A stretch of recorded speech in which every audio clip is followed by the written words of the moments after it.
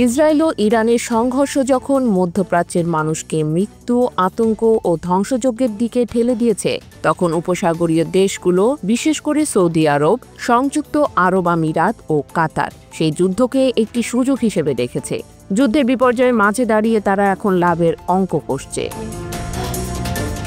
Middle east আইয়ের report বলছে তারা যুদ্ধ থামানোর জন্য নয়, বরং নিজেদের অর্থনৈতিক ও রাজনৈতিক প্রভাব বাড়ানোর কৌশল নিয়ে ব্যস্ত ছিল।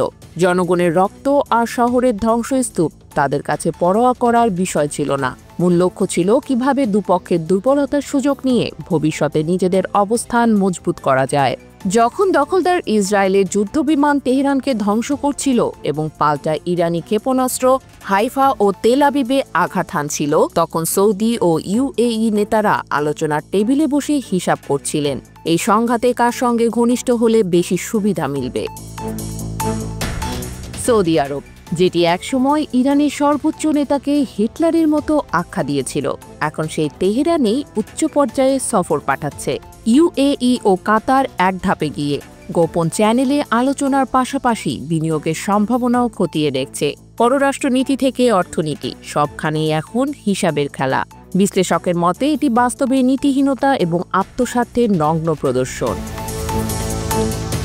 আরব রাষ্ট্রগুলোর এই দ্বিমুখী ভূমিকা আরও স্পষ্ট হয়েছে গাজার যুদ্ধ নিয়ে, যেখানে ৫৫,০০০-এরও বেশি ফিলিস্তিনি নিহত হয়েছেন।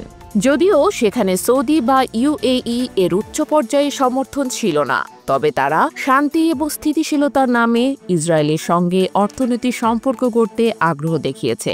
মিডল ইস্ট আইয়ের এক বিশ্লেষণে বলা হয়েছে, উপসাগরীয় দেশগুলো ইসরায়েল ও ইরানের মধ্যে যুদ্ধকে কার্যত এক ধরনের বাজার হিসেবে দেখছে, যেখানে নিজেদের রাজনীতিকে বেচে বিশ্ব শক্তিগুলোর মন জয় করে নিজেদের লাভ করা যায়। ইসলামিক ঐক্য বা মুসলিম ভ্রাতৃত্বের যে বক্তব্য তারা বারবার দেয়, বাস্তবে তা যেন পরিণত হয়েছে নিছক প্রচারণার অংশে। এই ভণ্ডামিপূর্ণ কূটনীতি শুধু মধ্যপ্রাচ্য নয়, বরং সমগ্র মুসলিম বিশ্বের ঐক্যকে প্রশ্নবিদ্ধ করে তুলছে।